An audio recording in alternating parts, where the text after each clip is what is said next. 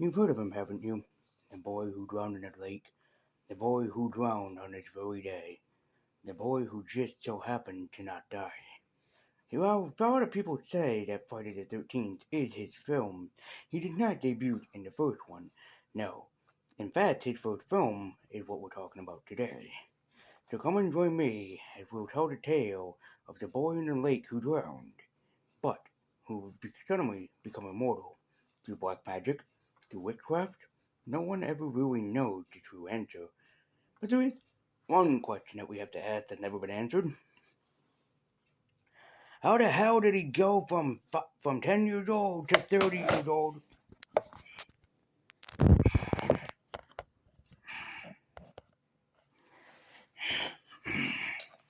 Excuse me. How did he go from 30 years old to 10 years old in a matter of just fucking 5 years?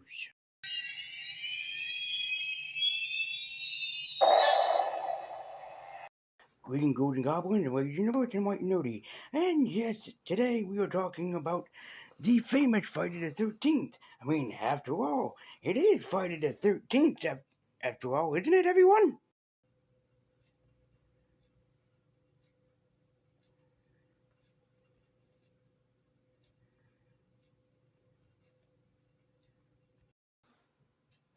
Damn it! Oh, anyways, it's been way too long since we gotten back to Friday the 13th anyways, and I don't think that anybody's gonna be waiting until the magical Friday the 13th that showed up very rarely, like every so many years, and I don't think people are gonna wait that long for that to actually happen every October.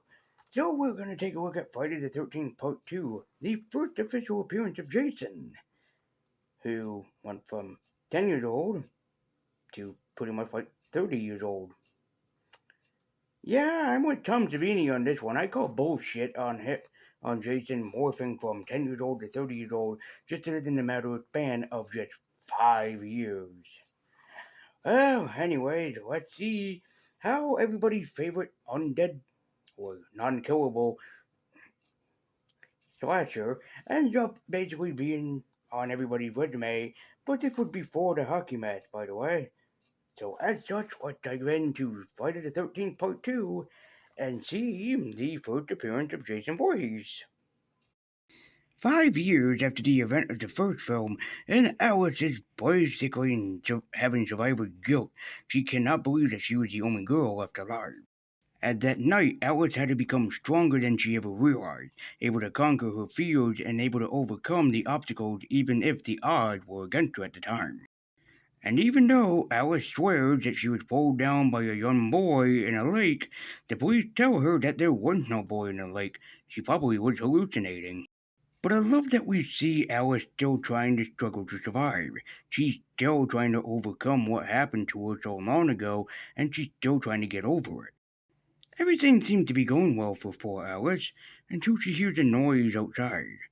A noise that she never thought that she'd ever hear before.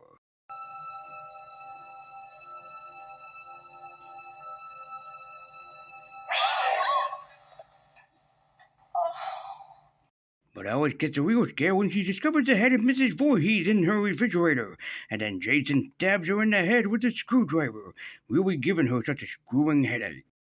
Cut to 5 years later, and Camp Crystal Lake is back and open for business, now with a business partner running the whole damn thing, known only as Peter. Paul, not Peter, sorry, wants to reopen Camp Crystal Lake for the kids, wants to give them a new and fresh experience, wants to give them a new fresh start and forget Jason. As our new survivor girl, and also Paul's girlfriend, Ginny, shows up late to the meeting, and of course Paul is a little bit upset that she is running so late. I think it's fair to say, but I don't like Ginny as our survivor girl. She had nothing impactful to her like Alice did. Alice had to overcome her fears, overcome her trauma, in order to basically break free of what happened to her. Whereas Ginny had nothing redeemable about her. We don't care that she's a survivor girl. She just happened to be one because she survived the ordeal with Jason Voorhees.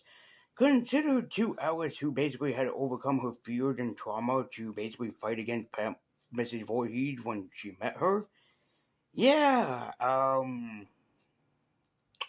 Ginny had nothing redeeming of quality why we should be rooting for her in part two, so yeah, compared to Alice, I do prefer Alice.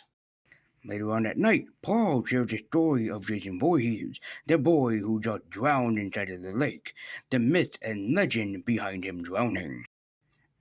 And also he's pulling a prank on the kids by having one of his best friends, named Ted, hidden in the forest behind the background to scare the piss out of them. Meanwhile, Sandra and Jeff are interested in Camp Crystal Lake, or Camp Blood as it's known as they go to basically investigate the area. Where the two not only come across a dead dog, who they think is the dog Muffin, but the two are also interrogated by the police, who interrupt them for being on trespassing crime grounds. However, later on that night, Paul wants to celebrate with everybody by taking them out drinking.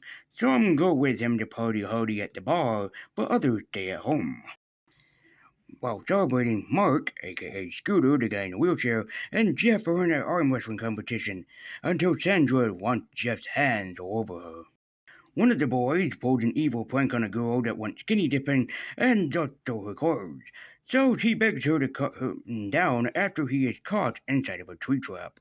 While they're waiting, he unexpectedly expects Jason, who slices his neck open and lets him bleed out. Meanwhile, the other woman is still trying to look for a knife to cut him down. But in the meantime, as per expected in the Friday the 13th film, Jeff and Sandra decide to get it on with each other since they can't resist one another. Meanwhile, Mark thinks that he might get lucky with the other girl, and thinking that perhaps maybe he can get some, even though the woman forgot that he paralyzed from the waist down. Mark and Sandra finish their hot sexcapade, as the two of them basically stay in bed with one another. That is, however, until...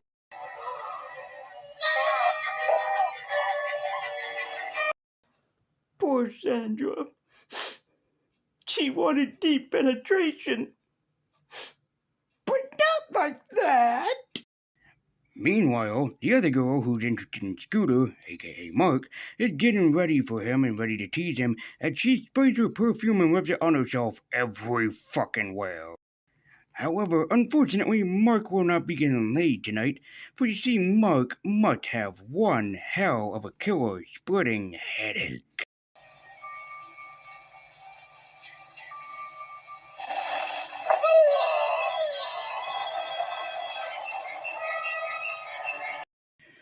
Meanwhile, Paul and Ginny return back home, trying to figure out what exactly happened, and what the hell happened, and why is everyone dead. When suddenly Jason just so happens to show his face. Yes, Jason is finally here, but he's not in the hockey mask like a bunch of other people expect him to be. I'm sorry, I literally have no idea what you're talking about. Behold, ladies and gentlemen, the original face of Jason Voorhees, who thought he was so ugly that he had to wear a mask over his face. Or maybe in fact Jason was a giant Jet fan, so he had to hide his head in shame.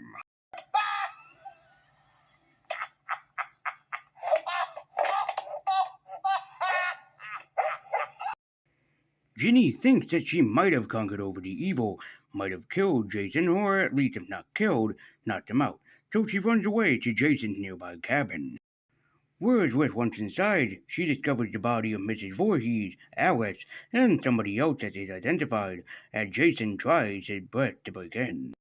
As Alice tricks Jason by looking like Mrs. Voorhees, trying to communicate with the beast inside, or at least somewhat with the inner child inside of Jason.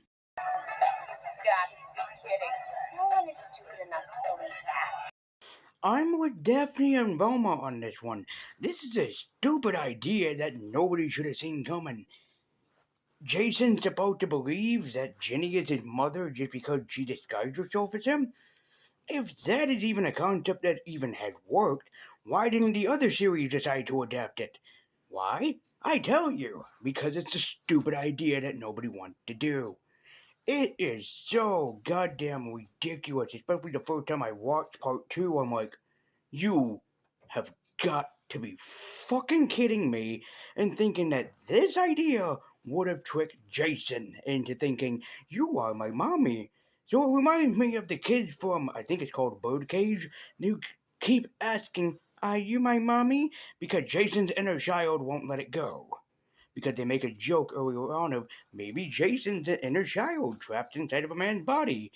Technically true because of the trauma that he had to go through, and also because he lost his mother at a young age, and he watched the woman who killed his mother off somewhere in the distance. So yes, Jason is a very traumatized person who people in movies, especially the first ones, keep picking on him.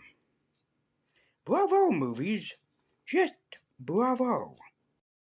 Paul comes to Ginny's rescue as she's still traumatized about who is going to win, Jason or Paul, so she decides to give Paul a helping hand. As Ginny's helping hand is by stabbing Jason right in the shoulder blade with his own machete or his signature machete he gets later.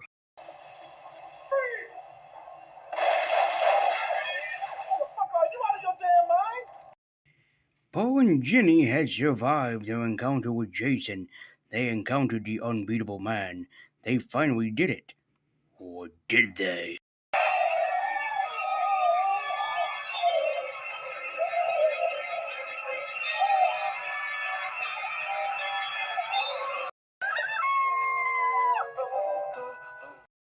And so our movie ends with Ginny surviving her encounter, but we never really get the true answer as if Ginny was alright after her survival or not.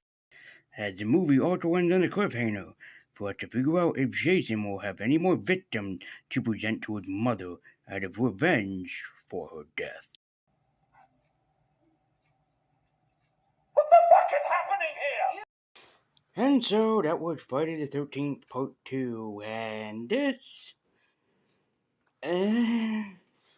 not bad. It's not the worst Friday the 13th film ever made, but it really had nothing going for it like the original did or some of the other titles did. Jason's first appearance is memorable and also menacing. The characters could have been written better because a lot of them are really one-side noted characters with nothing redeeming about them. Like, for example, Ginny, who we're supposed to be rooting for, but why are we rooting for her? She had no redeeming qualities like Alice did. Alice was just this woman that was thrown straight into the hell and straight into the fires of it, that she just had to either be engulfed in flames or fan out the flames and just try to do what she can, which makes her an honorable and memorable survivor girl. Ginny has nothing. Yes, I know that Friday the 13th goes on a very, very, very weird and strange path after this, but this is Jason's first appearance, and despite being kind of memorable, it also feels kind of meh. So Friday the 13th is pretty much like a meh kind of movie, but it also is kind of painful to sit through, a lot more than you'd expect. That's why my Funko Pop rating of Friday the 13th Part 2 is an Ultra Bloodstone, because if I got shotgun straight to the face, this film was painful for me to sit through.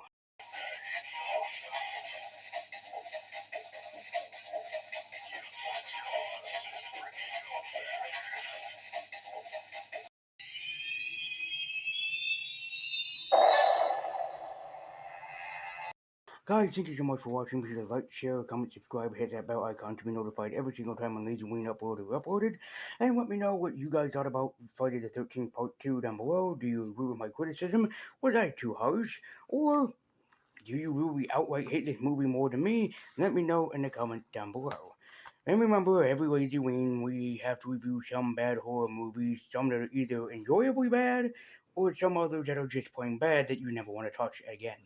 So, let me know your opinions in the comments down below, and who is your favorite Friday the 13th survivor girl? Let me know in the comments down below as well.